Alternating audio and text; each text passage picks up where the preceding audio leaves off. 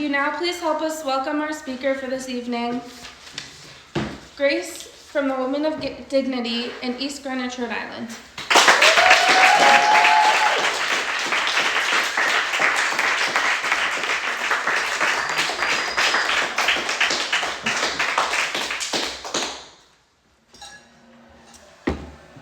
My name is Grace. I'm an alcoholic. Grace! I'm grateful to be here. Thank you, Joe, for asking me to speak. My sobriety date is March 18th of 2012, and my home group is the Women of Dignity group. I'm there just about every Thursday, and I have a sponsor. She's here tonight. Her name's Kathleen. She knows she's my sponsor. I speak with her regularly. We meet together to share 10-step inventory regularly, and she has what I want. And when I came to Alcoholics Anonymous, I was taught to find a sponsor that has what I want. And I am defiant, and I think that I know what's best for me, and I don't want to ask for help.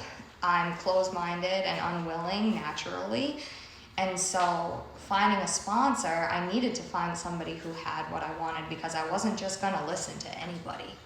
And there are times that people will come up to me and offer me their unsolicited opinions in AA, and I'm like, I don't really want what you have, so I'm just going to not listen to what you're saying. And they're just trying to be helpful, which is fine, but I have had to find sponsors along the way of my journey who have what I want, because if I want what they have, I'm going to do what they do, and they've given me clear-cut directions on how to recover from alcoholism and how to have spiritual awakenings and different spiritual experiences. So I'm really grateful for sponsorship. I picked up my first drink at 15. I grew up in a household with a lot of unpredictability. My mom was a 4-time cancer survivor, and my father spent 10 years of my childhood in prison. So there was no security in my household, and there was no routine or discipline, and I was full of fear and uncomfortable in my own skin. I was always afraid that my mom was going to die. The house was just depressing. And when I got to high school, I found alcohol. I made friends with these 2 girls who were a little older than I was, and they had older siblings who could get alcohol. And I remember one night we were hanging out, and there was a bottle of Burnett's on the table, and I went to drink it, and I remember the sensation of the alcohol going into my body. Like, I did not know until that moment in my life that my shoulders were up here. I didn't have the vocabulary of restless, irritable, and discontented, but when I read those words in the book, I was like, that's how I felt. And alcohol made that go away. And when I took that first drink, like, I felt like I could breathe. I felt comfortable in my own skin. My thinking started to slow down, and I didn't realize that my thinking was going a mile a minute, and that I was thinking about what you were thinking. And when I said something like, was that stupid, and I shouldn't have said that, and do I have food on my face, like, just always like, he's cute, no he's not cute, like, just like always like thinking, and alcohol just allowed my mind to slow down and helped me to be in the present moment. And I stopped worrying about the insecurities that I had or the fears that I had. And we drove around that night drunk, and we drove to Burger King, and I screamed my order into the intercom, trashed, and that was like my arrival moment. Like, that was, I wanted to feel like that for the rest of my life. Like, how do I feel like that as often as possible? And so what that looked like at 15 years old was sneaking out of my bedroom window and propping a sock in there and getting picked up by college kids and going to college parties and doing keg stands and like not knowing where I'm gonna end up. And then my sister started to realize that I was sneaking out in the middle of the night, so she was like, can I come with you? And I'm like, yeah, you can come with me. And we'd sneak out together, wake up in the skate park. And I was just like obsessed with alcohol and going out and going to parties, and I would be in school and I just couldn't wait to do it again. I was always thinking about the next time that I was going to be able to go out and drink. And what that looked like I would just be in math class on my phone figuring out who was going to be able to get me alcohol for the weekend. And just knowing that I was going to be able to have it on the weekend, like, provided a little bit of relief. Like, I didn't even have to put it in my body, and I would start to be like, okay, I'm going to get to do it Friday. And that was just like a little bit of relief knowing that I was going to get to do it, because I was just so uncomfortable in my own skin. Like, I have a problem with being sober. Like, I do not believe that alcohol is my problem. I believe that alcohol was the solution to my problem. And so I graduated high school and I went off to college, and my first weekend on campus I was hospitalized for alcohol poisoning. And that's where I started to lose control of my drinking, and that's where problems started to happen in my life as a result of my drinking. I was hospitalized 4 times in 13 months for alcohol poisoning. And the first time that I was hospitalized, I came to in the hospital bed, and my whole family was standing over the bed. And like, when I opened my eyes, they were like, "I'm so glad you're okay." And the last time that I came to in the hospital bed, I woke up and I was handcuffed to the hospital bed and nobody was there. And when I found out what had happened the night before, I was arrested for assaulting a police officer. And I was thrown into some cell where I projectile vomited everywhere, and then they transported me to the hospital and called my mother, and my mother said, "Leave her there, I don't want anything to do with her." So throughout the course of my drinking, I just burned bridges with my family, with my friends.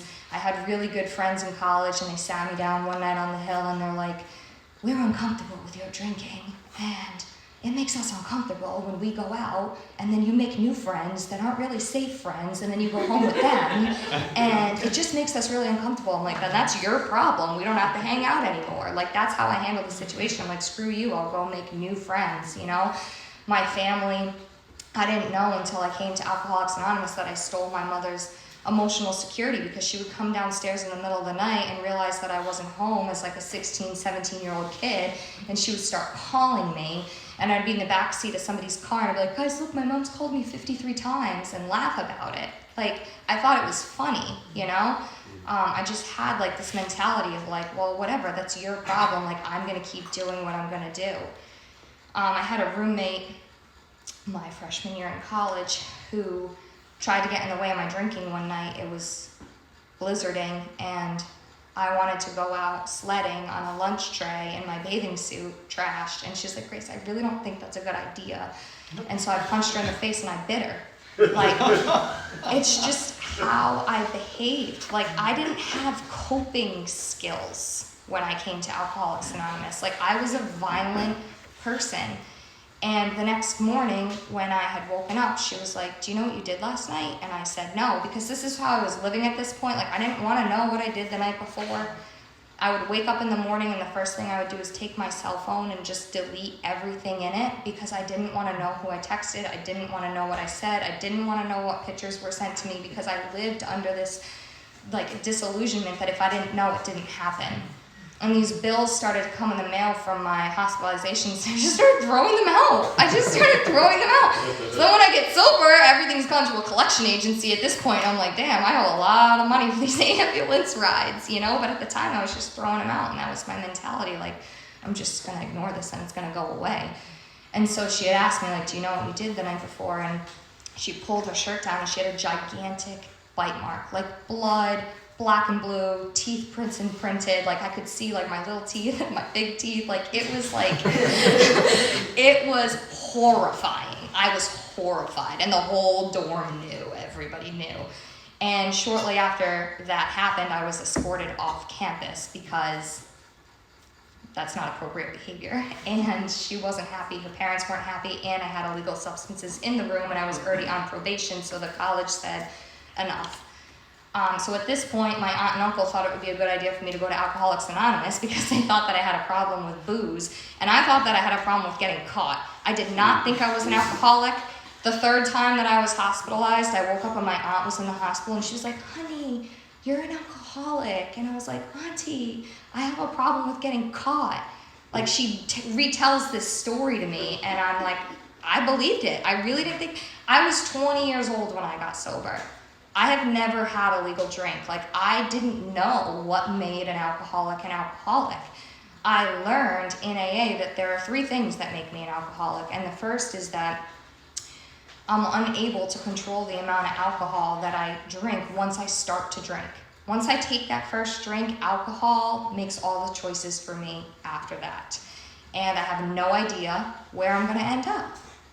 no idea. I could have plans to end up at X location with my friends, but then along the way I make new friends who have more alcohol or other substances, and then I go with them because that's more fun. It wasn't part of the plan, you know? And there were times that I tried to control my drinking because this was happening, and my friends were like, why can't you just have 2 drinks? I'm like, I don't know. So I'd bring a water bottle with me and fill it up halfway with vodka and be like, this is all I get for the night. And then I would drink that, and then I would wake up in a strange location with multiple bottles in my trunk. So like, I can't control it once I start to drink. And the second thing that makes me an alcoholic is that I'm always thinking about it. I have a mental obsession over alcohol, and I have a strange mental blank spot that when I wake up in the morning and I'm filled with guilt and shame and remorse and I don't know where I am and I'm next to somebody I don't know and I'm horrified, or I see that bite mark on my roommate and I'm horrified and humiliated and I have this like pitiful and incomprehensible demoralization. I didn't have those words in my vocabulary. When I came to Alcoholics Anonymous, somebody said that and I was like, I know what she's talking about. Like my soul just knew what she meant. All of that is not enough to keep me from picking up that first drink. My mind just forgets. It just forgets. My mind is not powerful enough to keep me away from the first drink. And I have a spiritual malady, so I just have that restlessness, that irritability, that discontentedness. Enough is never like enough. Like I'm never satisfied. I'm uncomfortable in my own skin. And the only thing that makes that feel better is a drink. But then I take the drink and then this cycle starts over and over and over again. So I'm grateful to know that I am an alcoholic and that those are the things that make me an alcoholic, because before coming into AA, I didn't think I could be an alcoholic. I was 20, I didn't drink every day, never got a DUI, didn't own a trench coat. Like I thought that those things were the things that made me an alcoholic. And so I'm grateful that somebody took the time to really explain step 1 to me, and that I really identified with what's written in the book, because that book was written before I was born, but I'm in it, like it's highlighted and circled, and every time I read it, I'm like, yeah, like I haven't had a drink in 10 years, but like that's how I drank. And I know that that's how I would drink if I drank again. So my aunt and uncle started telling me that if I wanted to live with them, I had to go to AA. So I went to a meeting here, I went to a meeting there, and I just could not identify. I didn't think that I had what you people had, nor did I really want to stop drinking. I just wasn't done. And what happened was I was allowed to go back to school, and they stopped checking to see if I was going to AA meetings, so I started drinking again. And eventually I got to this place where I just couldn't look myself in the mirror anymore. I was making decisions that made me sick to my stomach. I was putting myself in really compromisable situations. I could not look myself in the eye. I couldn't hold my head up high. Like I just always looked down. I didn't care whether I lived or whether I was dead. I had no meaningful connections in my life. I just wanted to die. I was really only living for the purpose of getting messed up. And so what ended up happening was my cousin was celebrating a year of sobriety, and she asked me to come to the meeting to see her get her 1-year coin. And I was like, yeah, I'll come to the meeting and see you get your 1-year coin. And my last drink was St. Patrick's Day of 2012. And what was significant about that night is that I went to this party with the intention of not drinking. I told everybody I was not going to drink. I had no plans on drinking. They had done like an order early in the day of what everybody wanted. I was like, I'm good. I want nothing. I'm just going to come and hang. And then I get to the party and I'm just like, psh, and I just drink somebody else's bottle. Like I had no intention on drinking, and then it just happened. And it's like Fred, right? Fred's the one that had no intention of drinking, or it's Jim, it's one of them, right? I read it the other day and I'm like, that's me. Like that was my last drink. I had no intention of drinking, and then I'm around alcohol, and then I drink, and then obviously I get trashed, and then I wake up the next morning, and I was living in Chepachet at the time, and my car wasn't in the driveway, and the party was in Woonsocket, so I had no recollection of how I got home. And that was just like a regular Saturday night. Like that wasn't anything bad. Like that was just like my life. And we located my car, and I made it to St. Paul's. It was the Keep On Coming meeting, and I crossed what Eddie Mack says is a sacred threshold, which I thought was the stupidest thing when I came here. But now I know it is a sacred threshold. It really is. Like I was sitting here, I'm like, it's so stupid, the sacred threshold. I'm a grateful alcoholic. Yeah, right. And then they'd say, you're so young. I wish I got it when I was so young. I'm like, really? Because I'm pissed that I'm here and you got to drink a lot longer than I did. That really like grinded my gears. And so I came in to Keep On Coming. It was March 18th of 2012, and by the grace of God, I haven't had a drink or a drug since then. And my journey has been wild, like wild. I got hooked up with a really great group of young people that were sober in 2012, and we went everywhere and did everything. Like, we went cliff jumping, we went camping, we went to Waterfire, we went to the movies, we went to concerts, we went to dances, we went to like skiing and surfing and like all of these different things, like learning how to live life together one day at a time, sober. We went to meetings, and everything revolved around a meeting. Like, we would go to the meeting, and then we would go to the beach. Or we'd sleep on the beach and go to the 7 a.m. meeting, and then go to the beach, and then go get ice cream, and then go get pizza, and then go to the other meeting. And, like, every day there was a meeting. And so I started hanging out with them, and then I heard this woman speak, and her name was Karen. And I knew that I wanted what that woman had. And she didn't have, like, I had a moment of sponsorship, like brief sponsorship for the first like month of my sobriety, where they told me to find somebody who had what I wanted. And I was like, well, I want a sponsor that's pretty because I want to be pretty. So I was talking to my friends, my new friends, and I was like, they're like, do you have a sponsor yet, Grace? And I was like, no, I need one, and she's got to be pretty.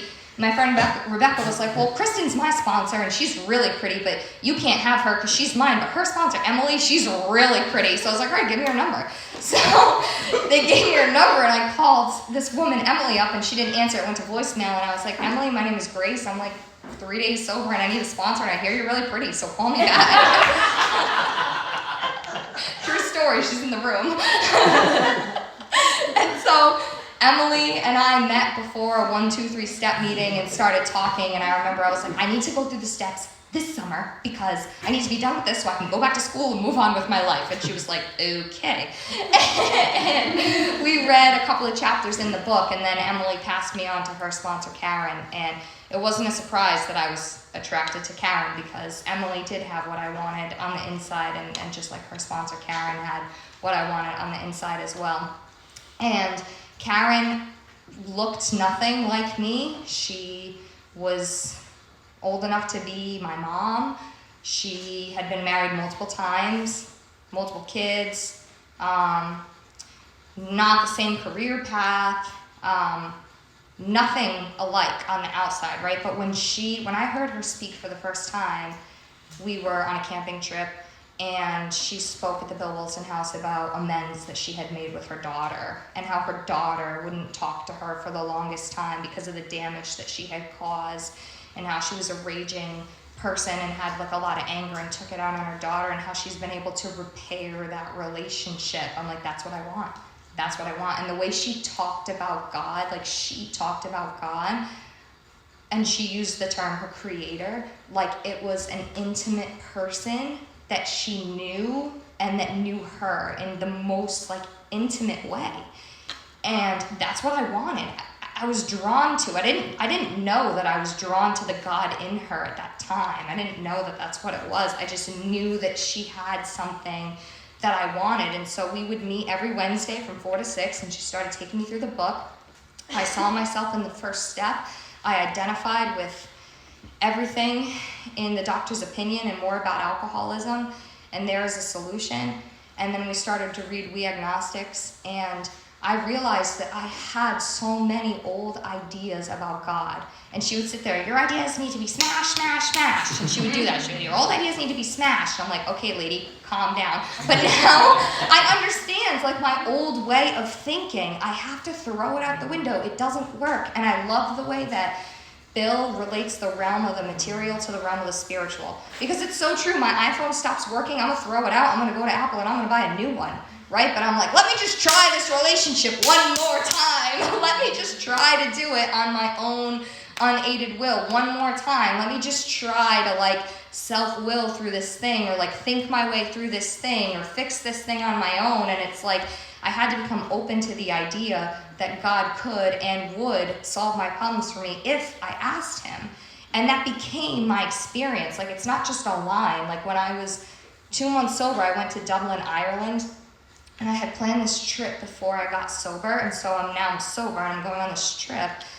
And I said to my tour guide, I was like, I am 2 months sober and I need a meeting with Alcoholics Anonymous. And he looked at me like I was like, hi. And he got me to a meeting of Alcoholics Anonymous. And later that night I was with my friends and we were in a pub and there was alcohol and dancing and all this like excitement. And I wanted to drink.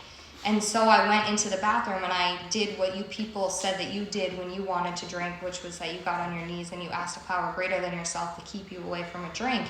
And I had enough willingness in that moment to do that. And I came in here and I blamed God. I didn't want a sick mom. I wanted a healthy mom. I wanted a mom that could like do things with me, and like I didn't have that. And like it's okay that I didn't have that, but like I don't resent God for that anymore. It's still sad, you know, I can still be sad about it without being a victim about it, but like I had to accept the fact that God didn't do that to me, and God didn't take my father away from me. Like that was a natural consequence for his own actions, why he had to go to jail. But I was just so like angry. I was so angry and I just blamed it at God.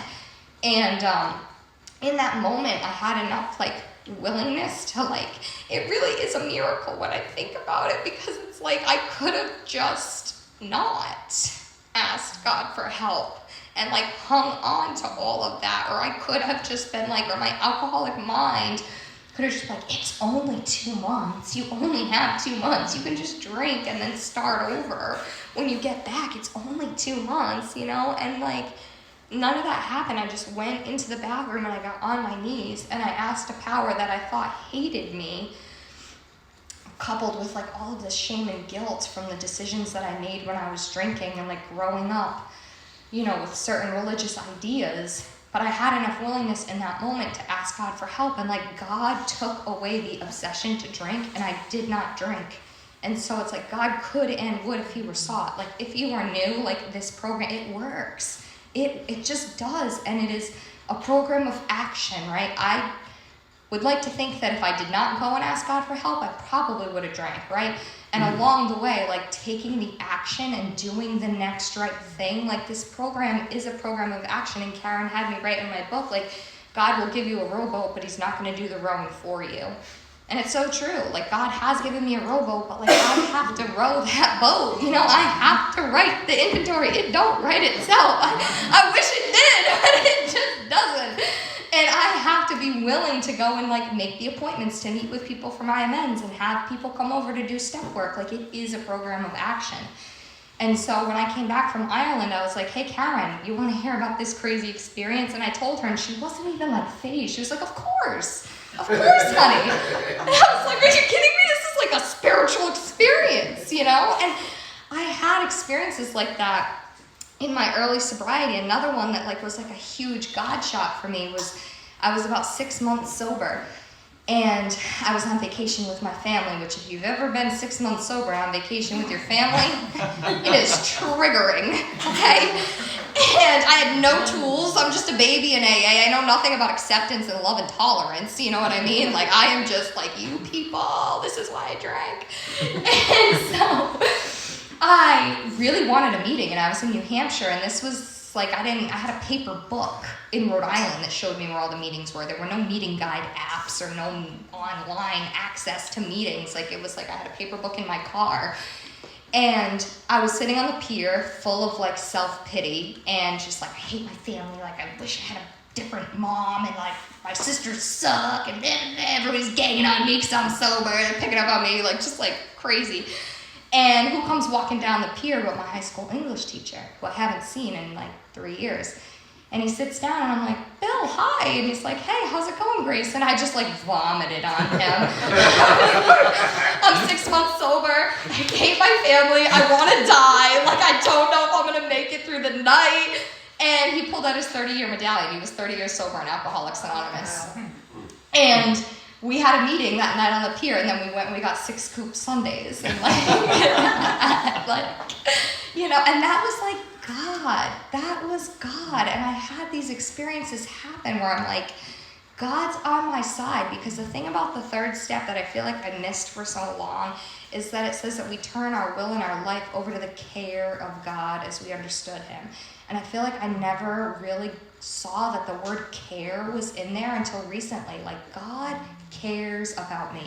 God cares about what I care about. God cares about what happens to me. God wants the best for me. And I had to change my thinking that God was just waiting for this moment to just get me. You know, because that's the way I thought when I came in here, you know, like, God's going to get me, the other shoe's going to drop, like, whatever. And so I did a formal third step with Karen, and she asked me to get down on my knees and hold her hand, and she lit a candle, and I was like, okay. And I did it because she had asked me at the beginning if I was willing to go to any lengths to stay sober, and I said yes. And I took a third step, and then as soon as we got up from our knees, she taught me how to do a fourth step, and I started writing my fourth step, which I feel like in AA, like, the fourth step gets like so much like bad reputation, and the fourth step and the fifth step are single-handedly the best thing I have ever done in my entire life. My entire life, the best thing I have ever done. I put all of my resentments, my fears, and my sex conduct on paper. I lived it. Other people lived it. God saw it. It happened. But what happened when I got to that fourth step was that it's like that old behavior of like wanting to sweep things under the rug or not look at things. Like, it was painful. And I had never felt my feelings before. So like sitting there and being uncomfortable was not something that I was like an expert at.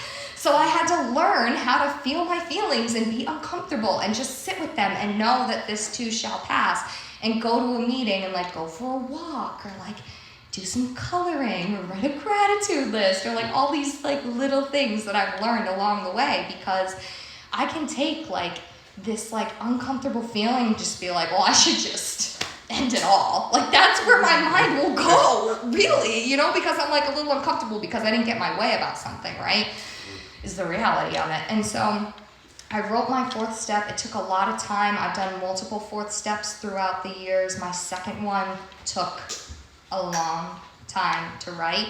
And my second one was really eye-opening in the sense that I was 5 years sober when I wrote it. And these behaviors that I was doing were sober behaviors and more harmful than the behaviors that I had done when I was drinking. And that was a really hard pill to swallow, right? And to like share those things with another person, because I had like kind of put myself on this pedestal in Alcoholics Anonymous, and then it all came crashing down around me when I just started living in self-will run riot, and I started hurting people in sobriety because I knew what I was doing. I just didn't care.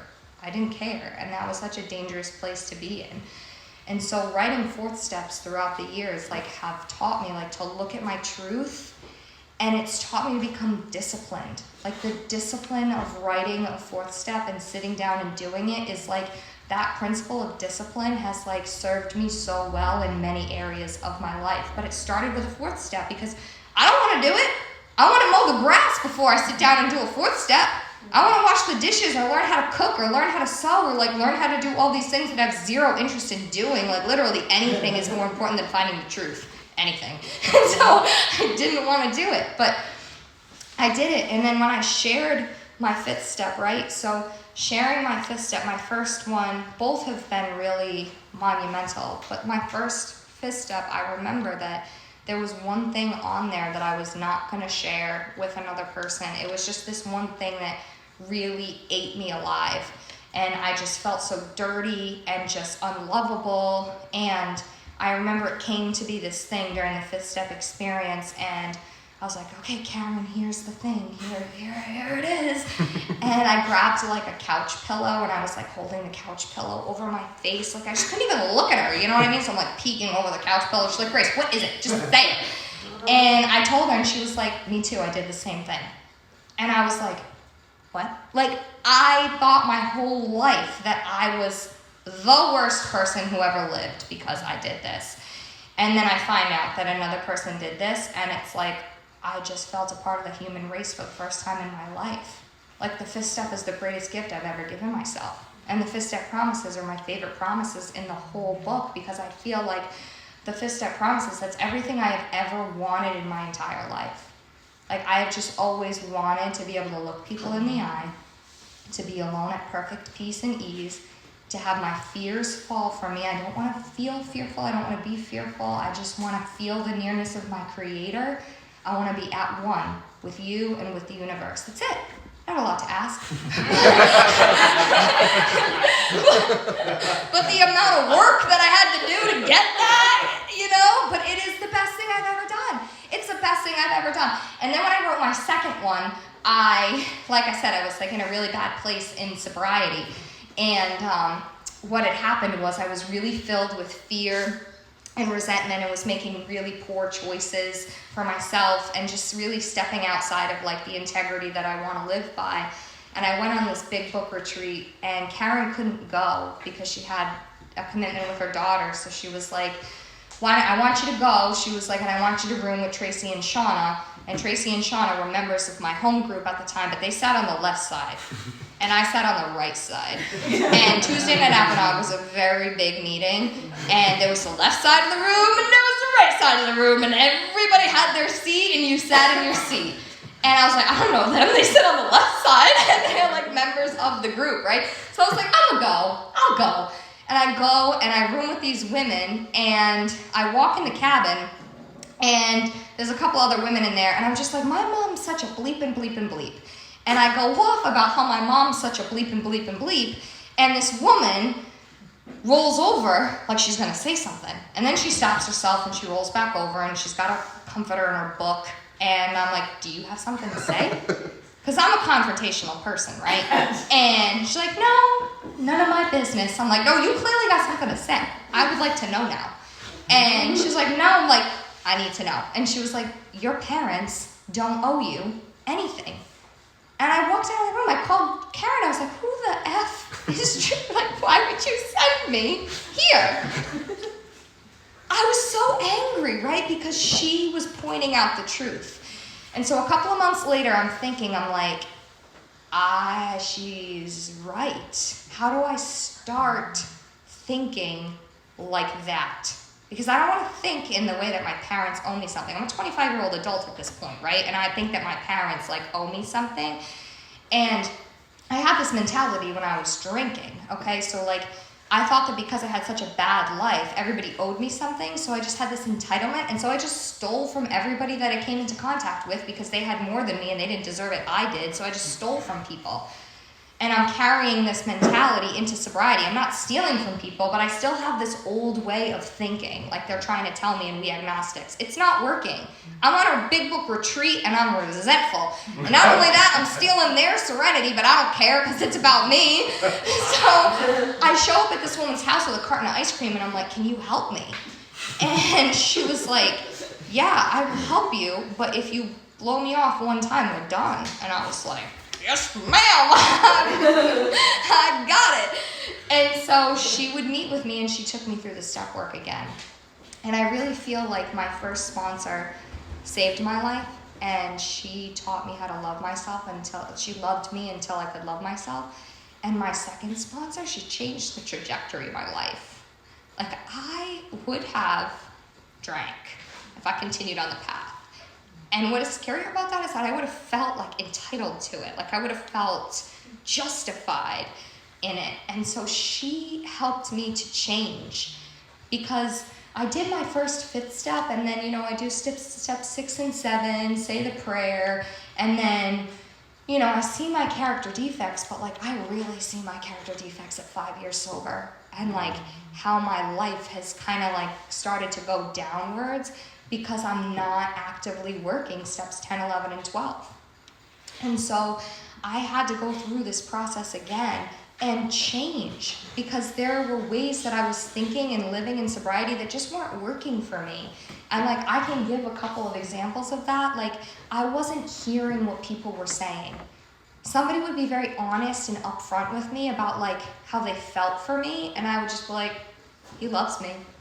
And so that wasn't really working very well, because I was proceeding forward in relationships with people that didn't want to be in relationships with me, or expecting more about it when they were very clear with me. I just couldn't hear it because it wasn't what I wanted.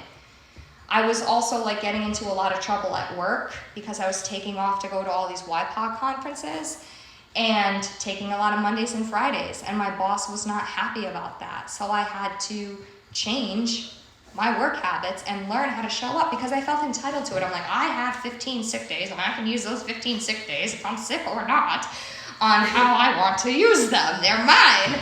And my sponsor's like, is that really working out well for you? I had relationships with my sisters, and my sisters, I just wouldn't allow them to be themselves. So if I wanted to hang out with my sister was like, no, Grace, I really don't feel like hanging out tonight. You never hang out with me. You never want to hang out with me. All you want to do is see your girlfriend. You never make any time for me. And I would try to guilt and manipulate her into spending time with me. And my sponsor was like, how about you just accept that she doesn't want to spend time with you and move along? And I was like, okay, sure. And I remember I asked her at the time, I was like, can I date while we go through this process? And she was like, listen, I'm not going to tell you what to do because I'm not God, but I will tell you that nothing good is coming your way right now. And I knew what she meant because I was so sick. I was so sick. So I was just attracting sick because like attracts like. And so I was just attracting sickness. And what I've learned over the time, because I've hit my head up against the wall 25 times with relationships, and I learned that I was attracting these people that were emotionally unavailable or that were afraid of commitment or afraid of intimacy or like not able to be there for me because I was reflecting that to them. I was afraid of commitment. I was afraid of intimacy. I was dishonest. And so that's what I was getting in return because that's how I was showing up, right? And on some subconscious level, I believed that like I wasn't worthy of or that I didn't deserve more. And so I was like, well, this is better than nothing, was like my old mentality. And it's better than being alone. And my sponsor questioned me. She's like, what's wrong with being alone? What's wrong with you that you can't sit with you? And I'm like, damn, that's a bit when you say it like that, it really turns it back on me. And I'm like, oh man, And so I committed to not seeing anyone while I worked through the steps with her. And I recently made that commitment again for the past year. I decided to stay single while I sought some outside help because it was manifesting itself again in my life. And if I'm just being honest, it's been a hard area. And Karen would say, she'd say romances and finances, they're the hardest areas to practice these principles in. And so it hasn't been easy. It's been a journey, but I would like to say today that, I've seen so much growth in myself, and like, I spent the past year single and like learned how to sleep alone and how to comfort myself and how to be my own friend and what I like and what I don't like, and like, loving myself, like learning how to love myself. Like I was willing to take that suggestion, and I'm really glad that I did, because even in sobriety, I can still always look for something outside of myself to make me feel better. And like, it ain't a guy, it ain't a relationship, like it's God. And it is my relationship with myself, and it's the relationships really with the women that I have in this program that is what fulfills me. And I lost my train of thought. So I think I was talking about steps 6 and 7 and all those character defects. So it really has been a journey of seeing different areas in my life that I can just be stuck in self and not God reliant. And so it's been a process, and making amends has been like such a beautiful gift in my life. And I made a lot of financial amends because, like I said, I had this mentality that I was deserving of things that weren't mine, so I just took them. So I've had to pay a lot of people back. And I remember when I went through the steps the second time, I was like crying, and I'm like, Tracy, I don't want to give them my money. And she was like, it's not your money, it's their money. And I just couldn't wrap my head around that, you know what I mean? It's in my savings account, but I was like, their money. And I had to ask God for the willingness to do this, because it's like finances, right? That other area where it can be so hard to turn things over to God. And I remember I made an amends to my high school. I had a voice teacher in high school that I studied with, and every week she'd go down and get the next student, and I'd just like sweat $20 or $30 out of her desk. And when we were in high school, my best friend got kicked out of her studio because Amy thought it was her. So when we were in high school, my friend couldn't study with her anymore because she thought it was her. So there was that, which didn't feel great. And when I made amends to Amy, I like asked her, I said, I had reached out and said, can I get together with you? I'm in recovery. I have realized that I've harmed you and I'd like to make it right if you're willing and able to meet me. And that's also the other thing, like having a sponsor to guide me through amends, because when I started going through amends, I was like, I owe everybody an amends. Because I was just sorry that I existed. Like, I was like, I'm sorry. And learning that amends are not saying sorry. I'm not saying that I'm sorry. Like, I need to change and I need to mend the relationship and make it right. Like, this isn't a process of making myself feel better or getting a pat on the back. It's getting right with these people so that I can stand right before my Creator. And so I met with Amy and I told her what I had done, and I paid her the money back with interest, and she had said that she knew. She said she knew when I texted her. She reached out to her best friend, and she was like, it was Grace. It was Grace, and she knew why I was making the amends. She knew exactly what for, and she told me, she said that she had come to the conclusion that she realized that I must have needed it because my mom was really sick. And I didn't, you know. I was able to make amends to my roommate, who I punched in the face and I bit. So I'm like 9 months sober at the time, and I reach out to her, and she actually reached out to me first. She asked me if we could get together, and I said to her, I was like, this is great because I need to make an amends to you. And we haven't talked in like a year, right? Like, our last interaction was me physically assaulting her. And we get together, and I was like, so what's up? Why did you want to get together? Because she had initiated the invitation at first, and she said that she was 48 hours sober, that she had gone to a meeting of Alcoholics Anonymous, and that somebody came out to her and said, you should meet Grace and her friends. She's young, she's sober, here's her number. And the girl's like, I already know who this girl is. And she is about 9 months behind me in sobriety time. Karen sponsored her for a little while too.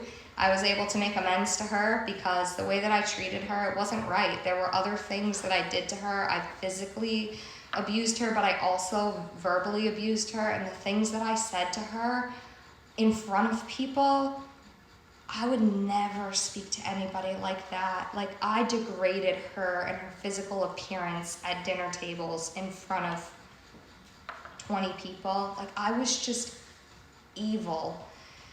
And she accepted me back in her life, and we speak often. And I recently graduated from my master's program, and I was walking through campus, and she lives in Georgia now. She moved, and I was walking through campus, and my sister was taking this like video, and at the time I'm like, why are you taking this video, Faith? Like, I'm just annoyed at my sister because I'm like walking in heels and it's hot, and my sister's trying to take this video. She's like, who's coming today? And I'm like listing the people that are coming, and she's like, who else? I'm like, why are we playing this game? And then I look over, and it's Brittany. She's walking through the campus. Like, she flew all the way to Georgia to see me graduate, and like took the whole weekend off of work to be there for me.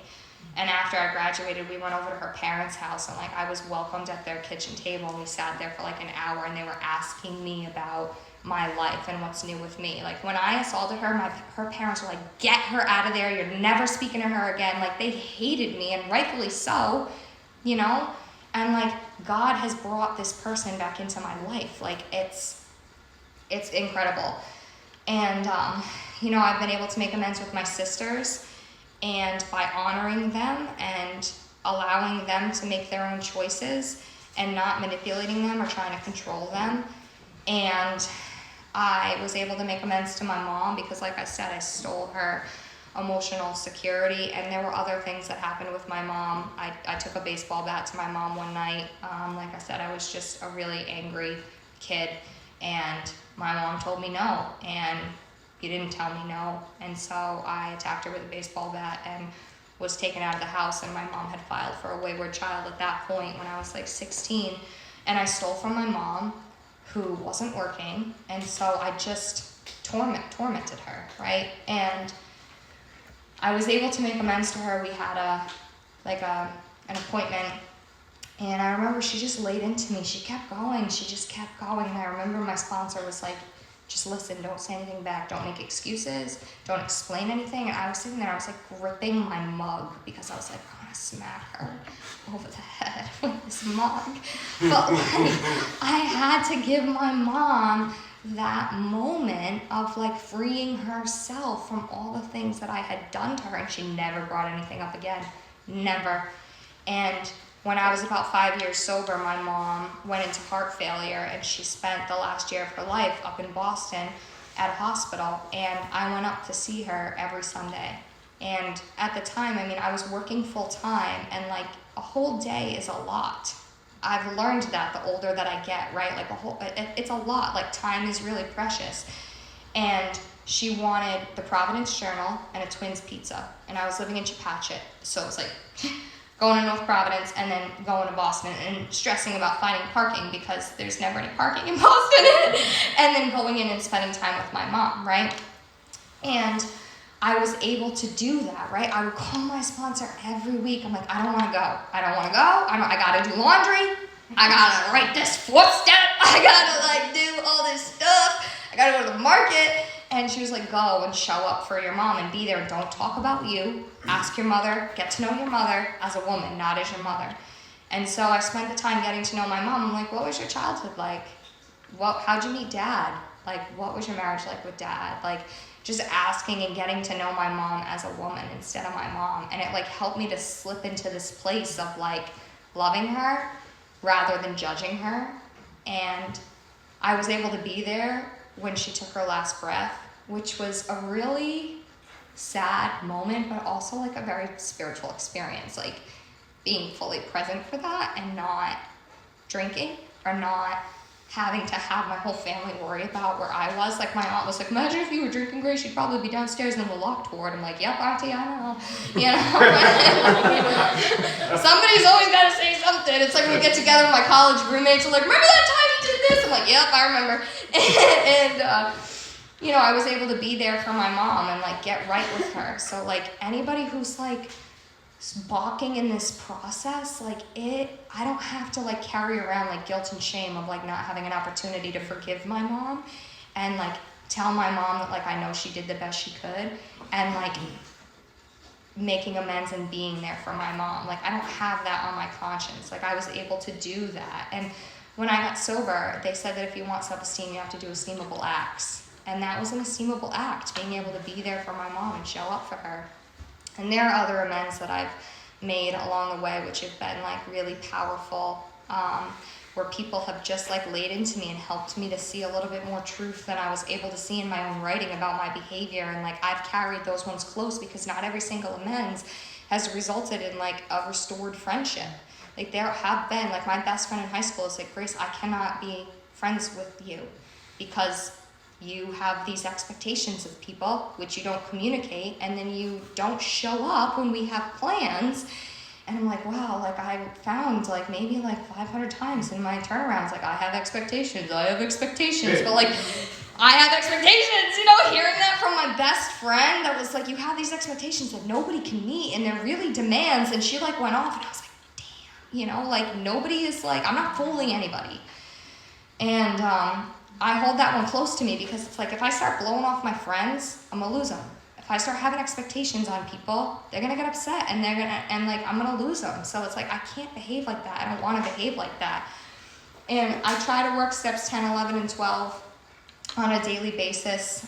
They help me so much because I do get resentful, I do get fearful, things do come up. And being able to stay on that and look at that stuff and just continue to see like my ego rebuild itself. Because I can do some writing and share it with my sponsor, and then a day later my ego is just like up in arms again, you know? So it's a continual process for me, and getting to, you know, grow closer to God and then help other people has been such a gift in my life. Like I've seen so many women like come in this program and change and transform as people have been able to see me grow and change and transform. So I get to be a link in the chain in this. And as a result, like I don't think about drinking. I've had a spiritual experience. I don't think about alcohol. It does not have power over me. The way that I think about money, sex, relationships, friendships, my worth ethic, all of it's changed. It's all been rearranged and reorganized, and that's a result of having a psychic change through the process. And I do have a life beyond my wildest dreams. I love myself. I have really amazing friends. I have a career that I love. I was able to go back and get a master's degree by applying these principles to my life because I was afraid to do it. I was afraid of failure, but I asked God for help, and I was able to apply, get accepted, and graduate a couple of weeks ago with my master's program. Like, the third step tells us that we find we could face life successfully. Like, I am not a victim. I don't have, like, I get to choose how I want to view things. I get to choose who I want to have in my life. I get to choose how I spend my time. And before, I was just a victim to alcohol. Like, alcohol made all the decisions for me. And today, it's like with God in my life, like, the opportunities are endless. And so I keep coming to AA because I owe all of my life to Alcoholics Anonymous. So I'm grateful for that. Thanks for letting me share.